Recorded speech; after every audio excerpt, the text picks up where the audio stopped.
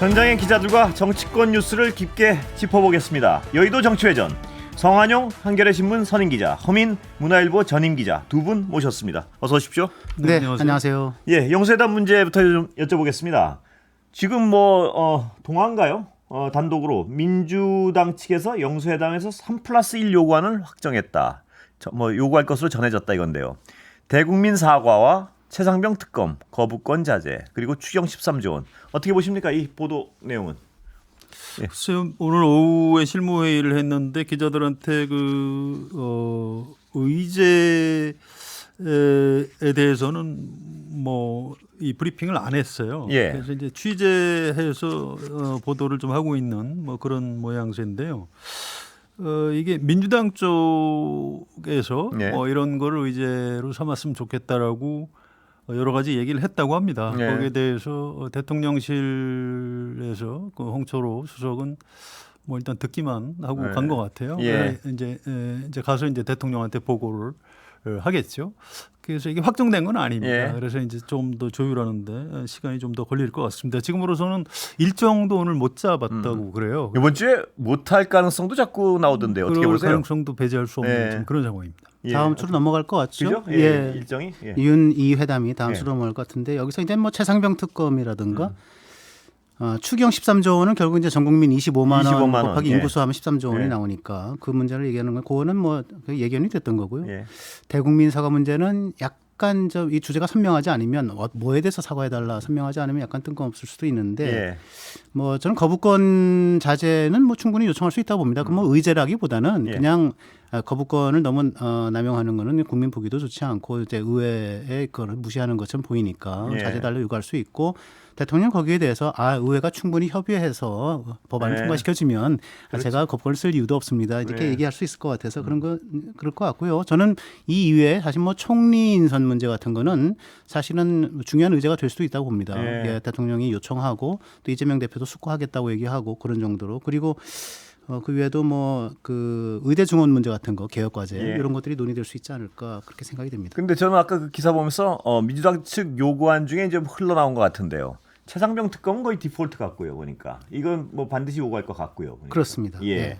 25만 원 지급도 민주당 측에서는 반드시 늘 것도 같아요. 요구는 예. 하겠죠. 예, 요구는. 그런데 실무 의제 회담을 하면서 조금 미리 좀 절충을 할 가능성이 예. 있고요. 예. 아니면 이제 만나서 이제 각각 워낙 입장이 다르기 때문에 절충이 안 되면은 예. 민주당에서 대통령한테 그런 얘기를 했다는 것 자체도 민주당으로서는 성과가 있는 거니까 예. 좀 더 듣고 봐야 될 것 같아요. 최상병 특검 문제나 추경 문제, 그러니까 전 국민 25만 원 문제 같은 거는 이제 민주당으로서는 사실 포기할 수 없는 의제죠. 그렇겠죠. 특히 예. 최상병 같은 건 사실은 굉장히 해법을 도출하기 어려운 문제가 예. 될 수가 있죠. 왜냐하면은 결국 이제 대통령의 이제 수사 외압 주체로서 대통령을 설정하고 있기 때문에 그 문제에 대해서 대통령이 그러면 외압에 관여했다 그러면은 결국 이제 실정법 위반이 되는 거고 그럼 예. 큰 문제가 될 수 있으니까 그건 아주 미묘한 문제가 될 거고요. 추경 13조 원 문제도 사실은 이제 전 국민 25만 원이라고 하는 거가 간단한 것 같아도 이제 이재명 대표는 결국 이제 기본소득이라고 하는 기본 철학을 갖고 예. 있고 여기에 대해서 이제 윤석열 대통령은 이제 포퓰리즘은 미래의 마약이다 예. 이미 이렇게 얘기했기 때문에 그래서 부딪힐 가능성이 있죠. 네. 예. 이 의제도 중요한데요. 네. 저는 두 분이 만나는 게 이번 한 번만 네. 만날 건지 아니면 또 만날 건지 개인적으로 굉장히 중요하다고 봐요. 예. 그렇게 한 번 만나서 다 되는 게 아니거든요. 그래서 기회가 되면 또 만났으면 좋겠고요. 또 앞으로 국민의힘에서 전당대회를 해서 이제 새로운 대표가 들어서고 하면 아예 그냥 여야 대표들하고 대통령하고 이렇게 정례 회의체 같은 거를 만드는 것도 좋은 방안이라고 예. 생각을 합니다. 예, 동의합니다. 예. 네. 그렇게 좀 발전을 해갔으면 좋겠습니다. 그럼 대통령과 야당 대표가 만나는 거가 정례화 된다면 협치가 제도화되는 것이기 때문에 굉장히 네. 그거는 바람직한 거죠. 네. 어떻게 두 분 보시기에는 대통령의 어떤 통치 스타일의 변화가 지금 시작됐다고 보십니까? 아니면 왜냐하면 어떤 분들은 사람 쉽게 바뀌지 않는다, 변화 쉽지 않을 것이다 이런 전망을 하는 분들도 있고요. 어떻게 보세요? 일단 변화가 시작은 됐죠. 네. 왜냐하면 기자들의 질문에 답변을 네. 한 게 1년 5개월? 예. 17개월 만입니다. 17개월 만입니다. 예. 1년 5개월이면 예. 17개월이네요. 522일이고요. 사실 좀 부끄러운 얘기예요. 그렇습니다. 아니 예. 기자가 질문하고 대통령이 답변하는 게 왜 뉴스가 되는지 예. 그걸 그동안 안 한 게 이게 비정상이고 그렇습니다. 예. 그래서 이제 어쨌든 또 이제 재개하는 게 어렵지 일단 또 재개하고 나면 또 계속 할 수 있거든요. 또 원래 하든 뭐도 예, 도어스태핑, 예. 그것도 있고 해서 앞으로 좀 그런 어쨌든 소통 얘기를 대통령도 많이 하고 계시기 때문에 지금보다는 좀 달라진 모습 예. 여기 이제 과연 본질적으로 얼마나 달라질 것이냐 이건 좀 두고 봐야 되지만 어쨌든 그 국민을 대하는 태도 또 언론을 대하는 태도 또 이재명 대표를 만나는 것 자체가 변화가 있는 거죠. 예. 그래서 일단 변화는 시작됐다 이렇게 변화는 얘기하고 시작됐다. 싶습니다. 대통령이 어쨌든 간에 그 어제인가요? 저 비서실장 인선 예. 직접 발표하고 오후 전에 또 오후에 또 깜짝 방문해서 또 예. 정무수석 인선 발표하고 하루에 2번씩이나 기자실을 찾고 또 질문하라고 이렇게 한 거는 볼 때 이게 총선 참패에 대한 충격을 받아도 좀 받은 예. 것 같다. 단단히 받은 것 같은데 결국은 이제 지금 송 선배 얘기하신 것처럼 이게 결국 지속성이 담보돼야 되는 거고요. 그죠? 예, 네. 그렇습니다. 그렇게 될지가 이제 근데 지속성이 담보가 되려면 도스태핑도 맨 처음엔 굉장히 의욕적으로 시작하시지 않았습니까, 대통령이? 그러다가 이 한마디 한마디가 막 파장이 있고 어떤 말실수가 나오고 이러다 보니까 뭐 거의 어떤 나중에 문제가 되니까 그만둔 것이었지 처음에는 굉장히 하려고 그랬단 말입니다. 요번에도 꼭 그 가능성을 배제할 수는 없는 상황 아니겠습니까? 그래서 이거 대통령 예. 개인이 그 기분에 따라서 이렇게 뭐 그만둘 수 있게 하면 안 돼요. 그래서 예. 아까 허민 기자 말씀하셨듯이 제도가 그래서 중요한 예. 겁니다. 예. 여야 대표들하고 아예 뭐 한 달에 한 번 한 달에 한 만나는 번씩 걸로 만나요. 해놓으면 네. 그걸 대통령이 뭐 나 오늘 아파서 뭐 안 하겠어요. 그럴 수가 없는 거잖아요. 예. 예. 제도가 좀 필요하죠. 협치의 제도화가 중요하다고 봅니다. 예. 예. 총리 인선도 아까 의제가 될 수 있다고 말씀을 하셨는데요. 허 기자께서는. 네. 예. 저는 그 어쨌든 간 총리라고 하는 게 좀 약간 좀 축약해서 말씀을 예. 드리면 대한민국 총리가 하시는 실권은 별로 없는데 예. 굉장히 상징적인 자리잖아요. 그렇습니다. 예. 그리고 지금 뭐 박영선 총리 뭐 이런 얘기 나오면서 또 한번 논란이 됐었고 이런 와중에 어쨌든 지금 총리 인선은 제가 볼 때는 대통령이 한다기보다도 야당이 하는 거라고 봅니다. 예. 왜냐하면 192석의 예. 야기 때문에 그런 의석을 가진 야당이 거부하면 안 되는 거잖아요. 그러니까 결국은 대통령은 저는 이게 대통령 스타일상도 또 그럴 수 있다고 보는데 이게 그 어떤 총리가 적합하겠습니까?라고 물을 수 있다고 보고요. 예. 그러면 저는 뭐 그렇다고 뭐 이재명 대표가 김어준을 추천하겠습니까? 뭐 서로 김어준을 추천한다 해도 윤석열 대통령이 아이고 그렇더라도 받겠습니다 이런 자세로는 나올 수 있다고 보고요. 예. 의외로 총리 인선 문제는 그렇게 좀 소통을 하다 보면 쉽게 풀릴 수도 있다고 저는 그렇게 생각을 보시군요. 합니다. 예. 네. 대통령이 시간이 좀 걸릴 것 같다고 그랬죠. 네. 그 얘기는 22대 국회에서 뭐 하겠다 이렇게 해석하는 게 좀 더 현실적이지 않나 싶습니다. 근데 그래서 그렇게 서둘 것 같지는 않고요. 근데 지금 두 분 이렇게 보시면은 이 사람 정도가 가능하겠다고 좀 떠오르는 분들 없습니까 혹시? 지금 왜냐하면 박영선 카드는 물 건너갔다고 하는 것이 정설이죠 지금. 박영선 카드는 실제로 뭐 윤석열 대통령이나 이제 뭐 김건희 여사 이게 부부가 굉장히 가깝게 지냈던 예. 거는 뭐 많이 알려진 얘기고. 그래서 이제 이런 것을 이제 언론에 내보인 건데 그런데 사실은 이제 아까 제가 말씀드렸지만 야당이 총리를 이제 이게 정하는 거예요. 이게 예. 그냥 국회에서 결국은 인준을 해야 되니까. 근데 야당과의 어떤 물밑 협상이랄까 어떤 주고받는 과정이 없이 적절한 절차가 없이 예. 결국은 이제 언론에 내보였기 때문에 이렇게 절차적 말하자면 좀 부적함이 있는 거죠. 그 순간 전 박영선 카드는 이제 날아갔다고 보면 예. 디스카드 됐다고 보는 거고요. 예. 그래서 새로운 인선을 하지 않을까. 누가 저는 남아 봅니다. 있는 누가 좀 떠오르세요 혹시? 이건 뭐 글쎄요, 그거는 2년 전에 지금 이제 한덕수 총리를 지명할 때도 사실은 그걸 사전 협의한 것 같지는 않고요. 다만 이제 노무현 정부에서 국무총리를 하셨던 분인데 이분을 임명 동의를 안 해주겠느냐 이제 이렇게 해서 네. 밀어붙였고 실제로 주요했죠. 정권 초기에 총리 임명 동의도 안 해주면 어떡하냐 이제 이런 것 때문에 민주당에서 이거는 그냥 해주자 이렇게 네. 된 거거든요. 그래서 이번에는 이제 총선 치르고 나서 또 여소야대 상황에서 하는 거기 때문에 아마 이걸 공식적으로 대화를 하긴 쉽지 않을 테고요. 일단 채널이 열려 있으면 민주당 쪽에 사전에 의사 타진을 해가면서 예. 인선을 하지 않을까 싶고요. 홍준표 대구시장이 추천한 분이 이제 김한길. 예. 국민통합위원장인데 이분이 전에 민주당 대표하셨던 분이죠. 예. 그런데 글쎄요 이재명 대표가 동의할지 그건 잘 모르겠습니다. 뭐 동의를 안 할 것이라는 얘기들이 저는 뭐 직접, 홍준표 대구시장이 그 얘기를 하는 순간 그 카드도 저는 날아갔다고 보는데요. 그렇죠. 사실은 민주당하고 사실 먼저 네네 협의를 하는 그렇습니다. 게 먼저 순서가 협의를 맞다고. 하는 것이 적절한 예. 과정이라 보고 홍준표 대구시장 본인은 어떻습니까? 자꾸 이준석 지금 당선인은 그 얘기를 하는데.